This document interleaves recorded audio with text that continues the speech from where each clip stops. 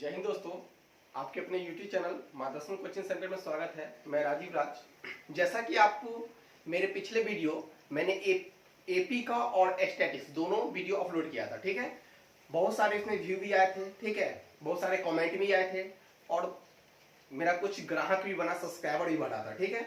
लेकिन आज का जो वीडियो है जो बहुत इंपॉर्टेंट है, जो बच्चे जब 9th 8 में रहते हैं तभी से बच्चे के मन में जिज्ञासा रहता है कि मैं भी 10th में जाऊंगा तो ये सब्जेक्ट, ये टॉपिक मैं पढ़ूंगा, ठीक है। क्योंकि उसके बड़े भाई और बड़े बहन जब sine theta, cos theta, tan theta के बारे में अगर सुनते हैं तो ये सुनने में बहुत अच्छा लगता है, बहुत अच्छा, और ये इंटरेस्टिंग टॉपिक भी है, ठीक है। तो मैं आज त्रिकोणमिति पढ़ाऊंगा जो एग्जाम के व्यू से बहुत इंपॉर्टेंट है और एग्जाम में ये 20 नंबर का पूछा जाता है, ठीक है। और ये त्रिकोणमिति बहुत ही अच्छा टॉपिक है, ठीक है। बच्चे इसमें घबरा जाते हैं और जिसकी वजह से त्रिकोणमिति का क्वेश्चन बन नहीं पाता। लेकिन दोस्तों आप मेरे वीडियो में आप बने रहें, ठीक है। मैं आपको सारा, आपको थ्योरी के साथ, आपको एग्जाम्पल के साथ और एक्सरसाइज के साथ मैं सारा क्वेश्चन बना दूंगा, ठीक है। तो देखो, सबसे पहली बात त्रिकोणमिति, ठीक है। हमारे दैनिक जीवन में भी त्रिकोणमिति का बहुत सारा उपयोग है, ठीक है। लेकिन अभी आप लोग को पता नहीं चलेगा, ठीक है। जब आप बड़े, जब क्या कहते हैं बीटेक, ये सब चीज अब इसके जो आगे पढ़ाई करेंगे 11 12 के बाद, जो इसका इंजीनियरिंग क्षेत्र में होता है, तो बड़े बड़े इमारत को, बड़े बड़े जहाज को, बड़े बड़े पेड़ को, ठीक है, मीनार को, इस सब को मापने में, ठीक है, उसकी दूरी, बड़े बड़े समुद्र की दूरी, डिस्टेंस, चौड़ाई, लंबाई, ये ऊंचाई, ये सब ज्ञात करने में त्रिकोणमिति का बहुत बड़ा, त्रिकोणमिति अनुपात जो होता है, त्रिकोणमितीय अनुपात का अनुप्रयोग जो होता है, एप्लीकेशन जो होता है, उसमें बहुत ज्यादा उपयोग होता है, ठीक है। जिसको आपको पढ़ना भी है, 9 चैप्टर है, ठीक है। हाइट एंड डिस्टेंस उसमें भी पढ़ना है आपको, मीनार का ऊंचाई ज्ञात करे, ठीक है, ये सब चीज भी आप पढ़ेंगे, ठीक है। तो सबसे पहली बात, त्रिकोणमिति जो है ये ग्रीक भाषा से ली गई है। किससे? ग्रीक भाषा के 3 अक्षर, 3 शब्द से ली गई है, ठीक है। एक होता है ट्राई, क्या होता है बाबू रे? ट्राई, ठीक है, ठीक है, ट्राई, जिसका अर्थ होता है 3। ट्राई मींस क्या होता है? 3। क्या होता है बाबू रे? 3, ठीक है। और उसके बाद होता है गोनीय, GONIA, गोनीय मींस होता है कोण, ठीक है बाबू। और एक होता है मेट्रॉन, ठीक, जिसका अर्थ होता है माप। अब बताओ बाबू रे, इसी से बना है, ये ग्रीक शब्द है, कौन बाबू रे? ग्रीक भाषा है, ठीक है, उससे ली गई है, ठीक है। इसी से त्रिकोणमिति बना, TRI, ट्राइगोनोमेट्री। अब बताओ बाबू रे, ट्राइगोनोमेट्री जिसको हम त्रिकोणमिति कहते हैं, ठीक है। अब बताओ बाबू रे, हमको त्रिकोणमिति पढ़ना है जो बहुत इंपॉर्टेंट है, वो 20 नंबर में पूछा जाता है, 20 मार्क का रहता है बिहार बोर्ड में, ठीक है। 20 मार्क्स रहता है, ठीक है, 20 मार्क्स से पूछा जाता है। बहुत इंपॉर्टेंट है, बहुत इंपॉर्टेंट है, ठीक है। वीडियो को आप लोग क्या करेंगे, स्किप करके नहीं, एकदम पूरा वीडियो देखेंगे, पार्ट बाय पार्ट देखेंगे, आपको सारा समझ में आएगा बाबू रे। तो सबसे पहली बात, हमको देखो, ये सब चीज आपको एग्जाम में पूछा नहीं जाता, ठीक है, लेकिन थोड़ा सा नॉलेज के माध्यम से हम समझा रहे हैं, नॉलेज के लिए, ठीक है। ये याद रखना है कि ये ग्रीक वर्ड है, ठीक है। ग्रीक वर्ड के ट्राइड, जिसका अर्थ होता है 3, गोनीय मींस होता है कोण, मेट्रॉन मींस होता है माप, ठीक है। ये ट्राइगोनोमेट्री, ये चैप्टर है 8। आप ये कौन चैप्टर है बाबू रे? 8वां चैप्टर है। हमको पढ़ना है इसमें त्रिकोणमितीय अनुपात पढ़ना। क्या पढ़ना है बाबू रे? त्रिकोणमितीय अनुपात पढ़ना है। जो बताओ, ट्राइगोनोमेट्रिकल रेशियो, क्या पढ़ना है आपको? ट्राइगोनोमेट्रिकल रेशियो। तो देखो बाबू रे, सबसे पहली बात है कि आपको त्रिकोणमितीय में एक न्यून कोण के बारे में पढ़ना। किसका? न्यून कोण। न्यून कोण क्या होता है? देखो, न्यून कोण पहले समझो क्या होता है। न्यून कोण क्या होता है पहले समझो। न्यून कोण होता क्या है? तो बताओ बाबू रे, न्यून कोण कहने का अर्थ हो गया कि बताइए, 0 डिग्री और 90 डिग्री के बीच के कोण को हम क्या कहते हैं? न्यून कोण कहते हैं। क्या कहते हैं बाबू रे? 0 डिग्री और 90 डिग्री के बीच के एंगल को हम क्या कहेंगे? न्यून कोण कहेंगे, 0 से 90 के बीच का, ठीक है। तो सबसे पहले देखो, 0 डिग्री से लेके कितना? 90 डिग्री, इसके बीच में। तो बताओ, ये न्यून कोण के सापेक्ष चलता है, ठीक है, बहुत इंपॉर्टेंट है। अब देखो बाबू रे, तो हमको त्रिकोणमिति में आप सबसे पहली बात 0 से लेकर 90 डिग्री तक का ही आप त्रिभुज के बारे में सोचेंगे। तो बताओ, 0 से लेकर 90 डिग्री में आपको आता है समकोण त्रिभुज। और त्रिकोणमिति पूरे आधारित ही है समकोण त्रिभुज पे। किस पे? समकोण त्रिभुज। तो न्यून कोण पहले समझो, न्यून कोण होता क्या, जो 0 डिग्री से लेके 90 डिग्री तक रहेगा उसी को न्यून कोण होगा, ठीक है, 0 से 90 डिग्री न्यून कोण होगा। लेकिन आपको पढ़ना यहाँ क्या है, समकोण त्रिभुज। समकोण त्रिभुज मेरे बाबू क्या होता है, देखो ये राइट एंगल ट्रायंगल है, क्या है बाबू, राइट एंगल ट्रायंगल, जिसको हम कहते हैं समकोण त्रिभुज। क्या कहते हैं उसको हम, समकोण त्रिभुज। ये इंट्रोडक्शन है, ठीक है, ये त्रिकोणमिति का थोड़ा इंट्रोडक्शन मैं बता रहा हूं। तो समकोण त्रिभुज में ये देखो, ये राइट एंगल ट्रायंगल है, क्या बाबू रे, ये समकोण त्रिभुज है। समकोण त्रिभुज समझना बाबू रे, समकोण त्रिभुज, ठीक है, जिसको हम राइट एंगल ट्रायंगल कहते हैं, राइट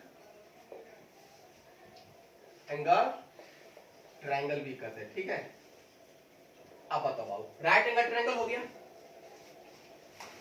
अब बताओ बाबू ये राइट एंगल ट्रायंगल, देखो ध्यान सुनो, ठीक है, यहां देखो, तो समकोण त्रिभुज आप लोग अच्छे से फिगर बनाएंगे, तो ठीक है, फिगर अपना। अब बताओ, सुनो पहले, बहुत इंपॉर्टेंट है बाबू। आप देख रहे बाबू, देखो ध्यान से सुनो, समकोण त्रिभुज, समकोण त्रिभुज कहते किसे हैं, तो समकोण त्रिभुज सुनो, ध्यान सुनो, माने तीन रेखाखंड से, तीन रेखाखंड माने कहने का मतलब, मान लो कि सपोज है 1 2 3 ऐसा है। अब ये तीन रेखाखंड है, इससे तुम क्या बना सकते हो, तो तीन रेखाखंड से कौन सा आकृति बनेगा, तो देखो ये तीनों रेखाखंड को अगर हम जोड़ देंगे ऐसे, तब त्रिभुज बनेगा कि नहीं, अरे बनेगा कि नहीं।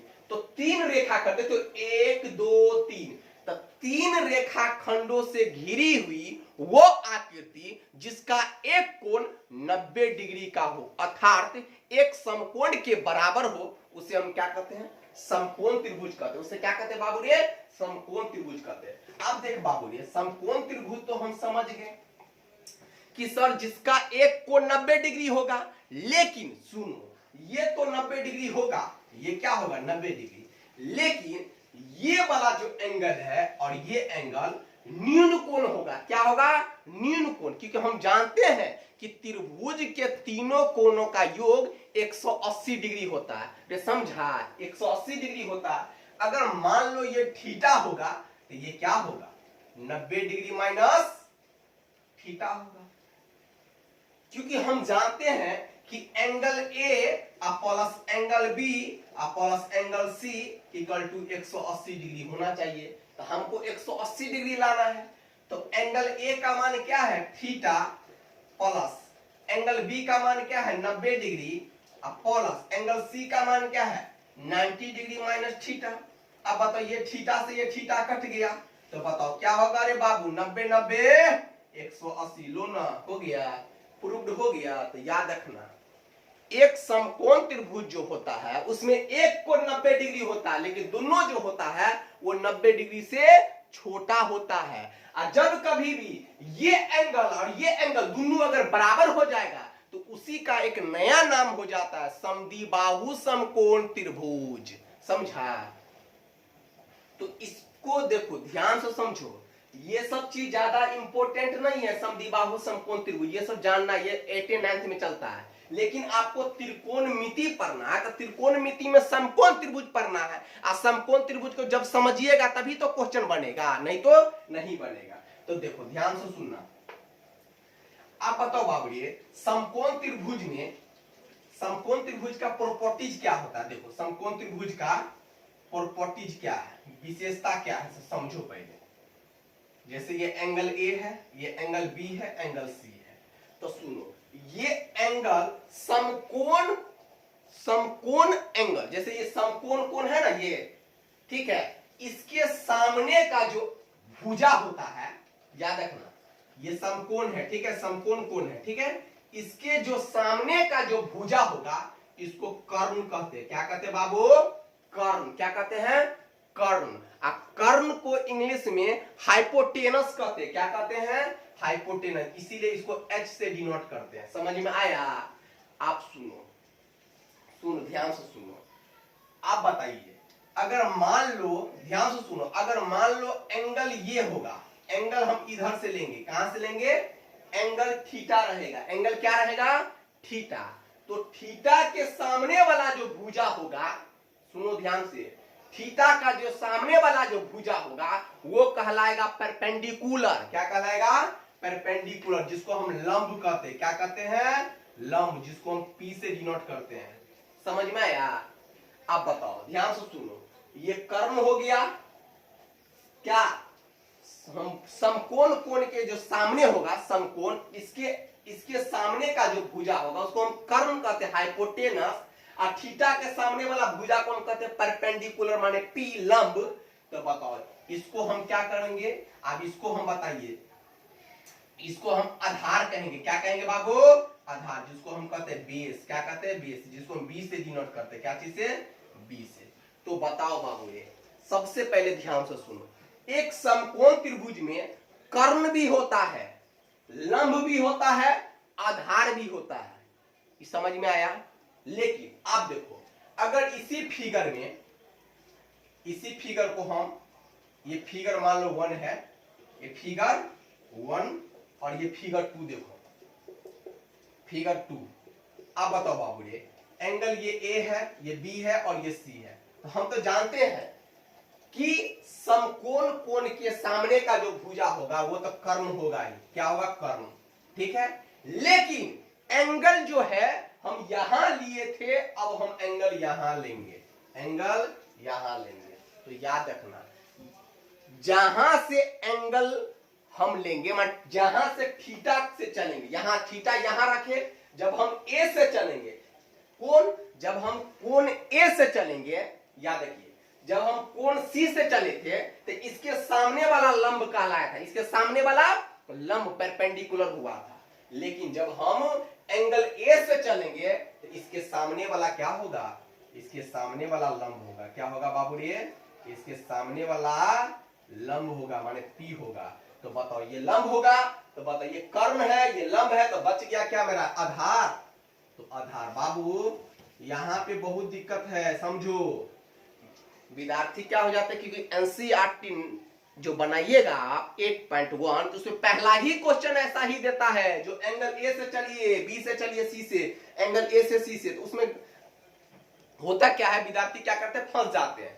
वो लगाते हैं फार्मूला, कुछ फार्मूला तो सही लगाते हैं, लेकिन उसका आंसर मैच नहीं कर पाता। तो सुनो, यहीं पे ध्यान देने वाली बात है, जब एंगल सी से चलेंगे तो ये होगा लंब। ये क्या होगा?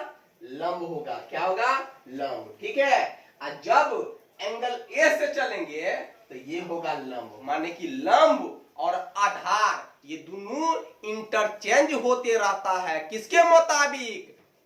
एंगल के। ए से दे रहा है, माने यहां से देगा तो ये लंब होगा, अगर यहां से देगा तो ये लंब होगा। अब कर्ण जो है ना, वो क्या है? कर्ण चाचा जो है अपना कुर्सी संभालने रहता है, वो नहीं चेंज होता है। ठीक है, कर्ण हमेशा देखते हो, यहां भी कर्ण, यहां भी कर्ण, दोनों इक्वल है। चेंज कौन होता है? आधार और लंब, वो चेंज होता है। ठीक है, कर्ण चेंज नहीं होता, लंब और आधार चेंज होता, कर्ण चेंज नहीं होता। समझ में आ गया?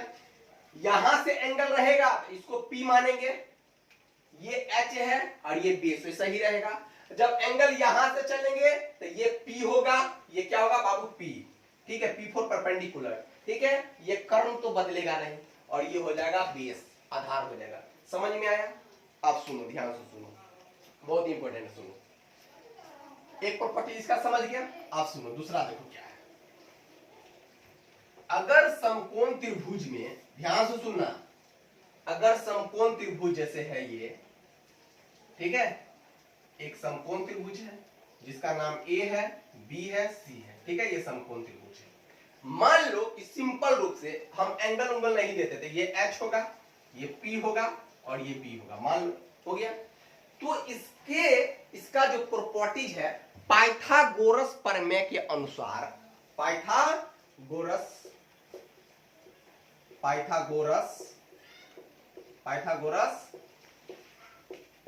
प्रमेय से, पाइथागोरस प्रमेय से बताओ, पाइथागोरस प्रमेय से क्या होता है बाबू? सुनना, पाइथागोरस प्रमेय से होता क्या है कि कर्ण का स्क्वायर बराबर होता है लंब का स्क्वायर प्लस आधार का स्क्वायर। क्या चीज का स्क्वायर?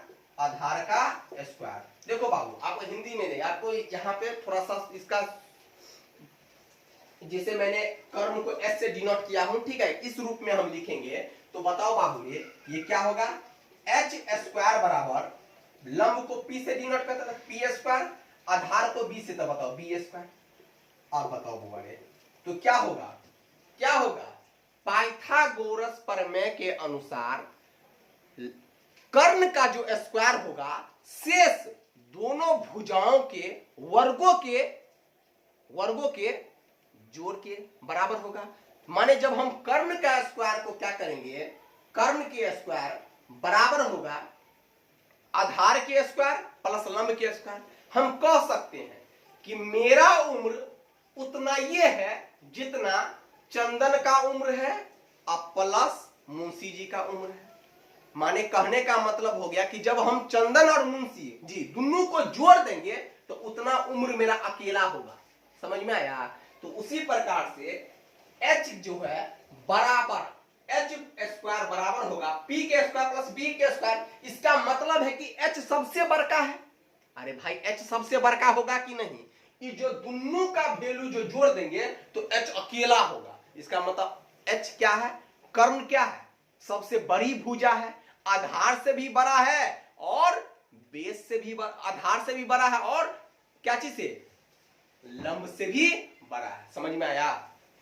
अब देखो बाबू, तो एच स्क्वायर बराबर क्या होगा, P square plus B square. अब देख रहे बाबू, अगर हम यहां से स्क्वायर हटाएंगे तो याद रखना एच का किसी चीज, किसी संख्या या किसी लेटर, अगर उस पे से अगर हम स्क्वायर हटाते हैं तो ये रूट में चला जाता है। कहां चला जाएगा, यहां पर से स्क्वायर हटाएंगे तो ये क्या हो जाएगा बाबू रे, ये रूट में हो जाएगा P square plus B square. बाबू बहुत इंपॉर्टेंट है ये थ्योरी, बहुत इंपॉर्टेंट है। ये वीडियो अगर नहीं देखेंगे तो आपको त्रिकोणमिति का एक भी क्वेश्चन नहीं बनेगा, क्योंकि बहुत सारा, बहुत इंपॉर्टेंट है। तो बताइए, आपको h का वैल्यू ज्ञात करने आ गया कि एक समकोण त्रिभुज में h का वैल्यू कैसे ज्ञात करेंगे। तो बताओ h बराबर हो गया कर्ण। तो बताओ कर्ण का जो वैल्यू निकालना रहेगा, इस भुजा का जो वैल्यू ज्ञात करना रहेगा, तो क्या करेंगे, root under P square plus B square. मान इसके स्क्वायर को जोड़ के आप लिख देंगे, आपका वैल्यू कैलकुलेट हो जाएगा। अब देखो बाबू, यहीं से हम तीन फॉर्मूला बनाते हैं। अगर हमको p का वैल्यू ज्ञात करना हो, किसका वैल्यू ज्ञात करना, p का, तो p को पकड़ लेंगे, इस b को इधर लेके आएंगे तो ये प्लस है तो इधर आएगा तो क्या होगा, माइनस होगा। ये प्लस है तो क्या होगा, माइनस होगा। इसका मतलब है कि पी स्क्वायर बराबर क्या होगा, H square minus B square. नहीं समझा? अरे बाबू, यहां से p बताओ, इस b को इधर लेके आएंगे तो ये प्लस है तो इधर आएगा तो माइनस होगा। तो h स्क्वायर और माइनस क्या होगा, b स्क्वायर बराबर क्या बचेगा, p स्क्वायर बचेगा। तो लिखा लेता है p स्क्वायर बराबर h square minus b square. अब फिर यहां पर से पावर हटाएंगे तो ये रूट में चल जाएगा h square minus b square.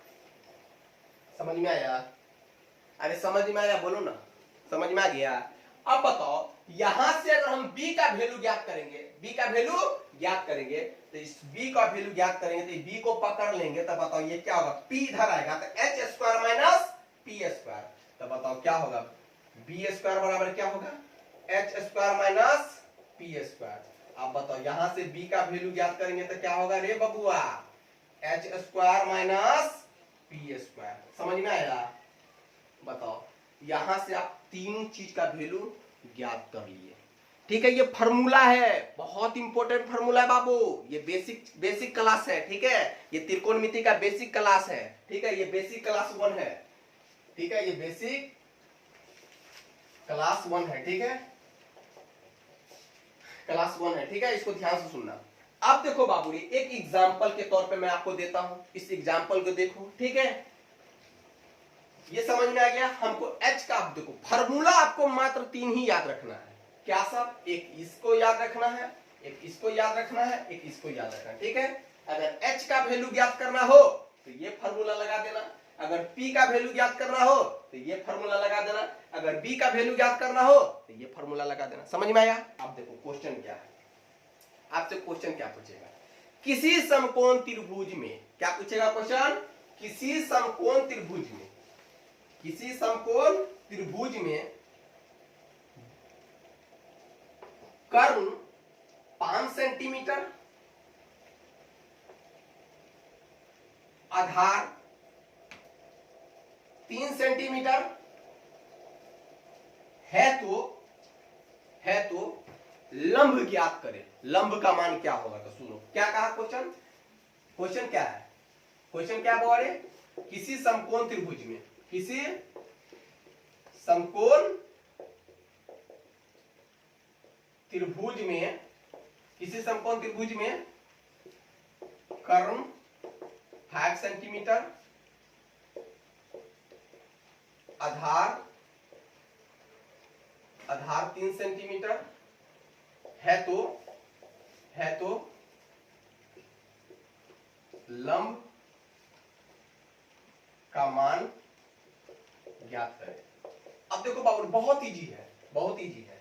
सबसे पहले सुनो, सबसे पहले क्या करेंगे, देखो हड़बड़ा के बनाइएगा, गड़बड़ा दीजिएगा। समझो क्या कहता है, किसी समकोण त्रिभुज में, तो सबसे पहले क्या करेंगे बुआ, सबसे पहले एक समकोण त्रिभुज यहां सॉल्यूशन कर दो।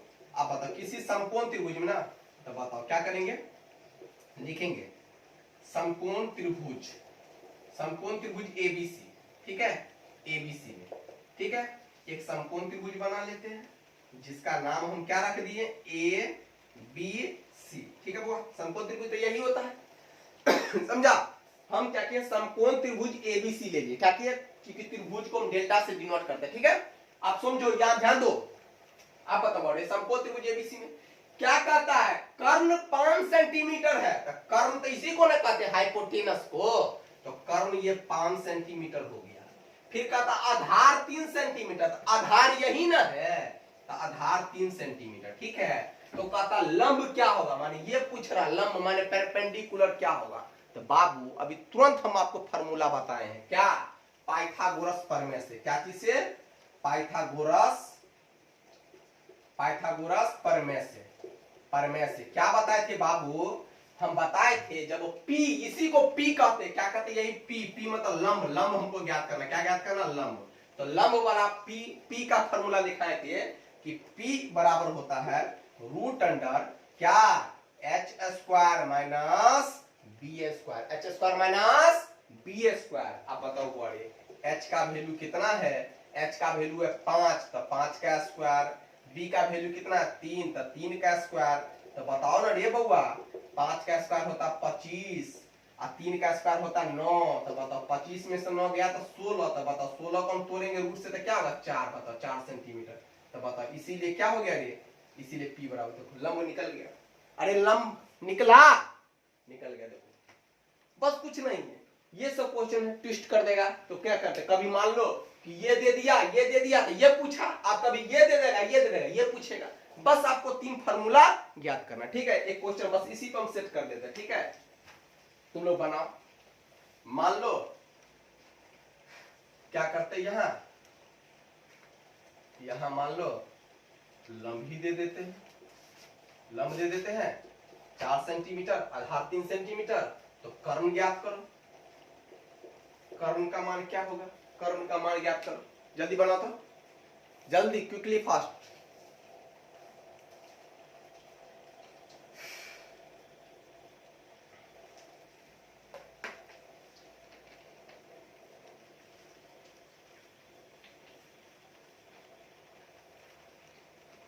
बनेगा रे, जल्दी बनाओ ना।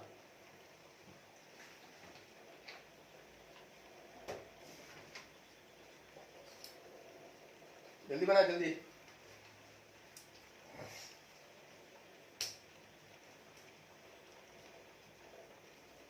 अरे कुछ नहीं करना था, बस वही चीज तो है।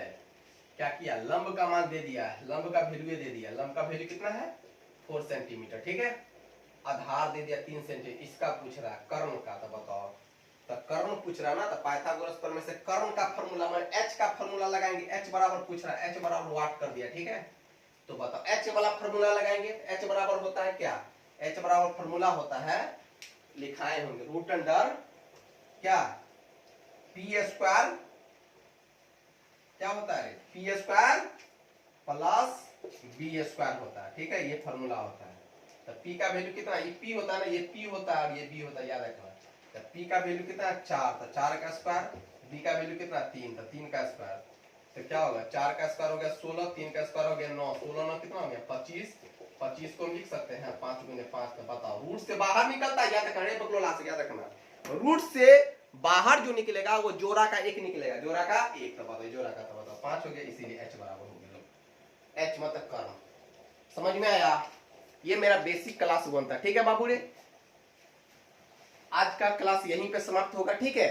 और देखो मेरे अगर देखो ये देखो ध्यान से सुनो, अगर ये मेरा वीडियो अगर पहले बार देख रहे हैं तो ठीक है ये वीडियो को क्या करिए आप सब्सक्राइब कीजिए, ठीक है, क्योंकि ऐसे ही नए नए वीडियो देखने के लिए आपको हमारे चैनल पे अगर बने रहना है तो आपको क्या करना पड़ेगा सब्सक्राइब करना पड़ेगा और बेल घंटी को ऑल को दबाइए, ठीक है, ताकि जैसे ही मैं वीडियो डालूंगा तो आपको ऑल नोटिफिकेशन मेरा पहुंचेगा, ठीक है।